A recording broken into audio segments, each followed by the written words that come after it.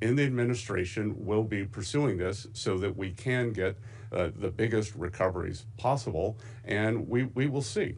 And we are going to leave no stone unturned, whether it was fraudulent real estate, whether it is money that has been wired overseas. We will be tracking it to the Middle East and East Africa. This is why Treasury is involved. This is what we do. We track, we follow the money, and we intend to follow it as much as we can, prosecute the individuals no matter where they are, whether they are in the Minnesota government or they are sitting in East Africa. We will find them. Thank you. And I see Richard Escobedo with CBS has a question. Richard, please state your question. Thank you, Spencer, and thank you, Mr. Secretary, for doing this morning. I have two questions. I'm wondering if you can explain or elaborate on whether or not you've found any evidence that indicates taxpayer dollars have flowed directly to terrorist organizations, and then I do have a follow-up after that.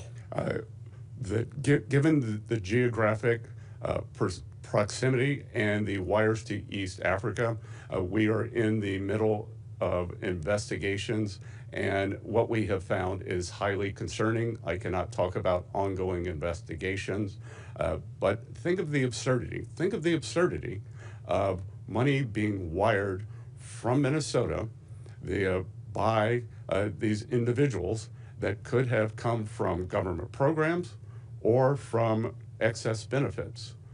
This should not be wired out of the country, and we are going to be cracking down on that.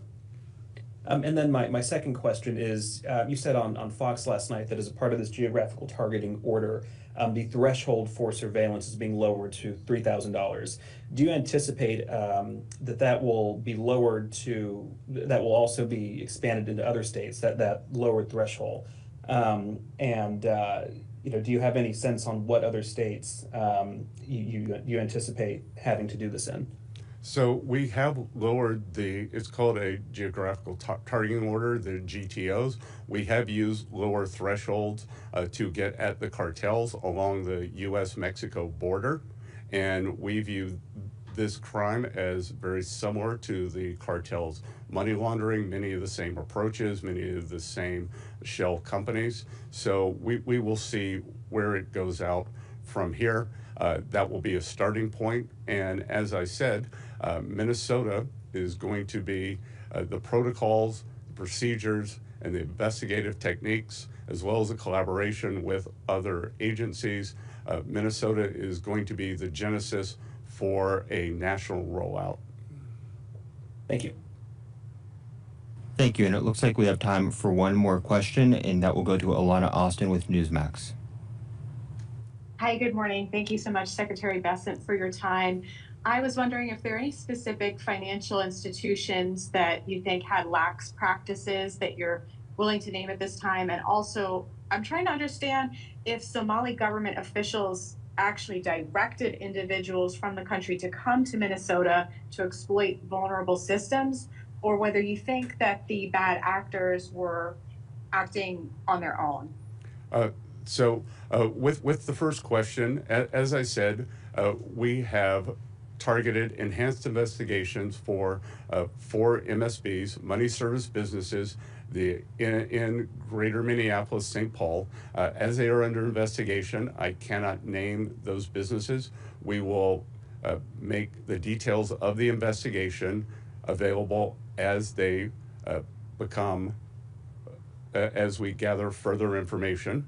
And your last question is an excellent one, that we do not know the depth, breadth, and collusion in this financial calamity that Governor Walz has allowed to have happen.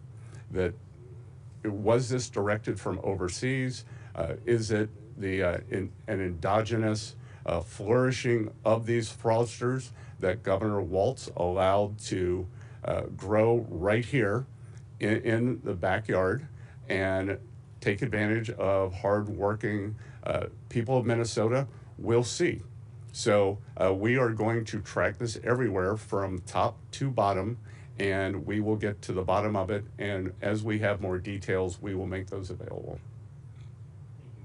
Thank you, Mr. Secretary. And that's all the time we have. Thank you all so much for joining. Thank you, Mr. Secretary, and that's all the time we have.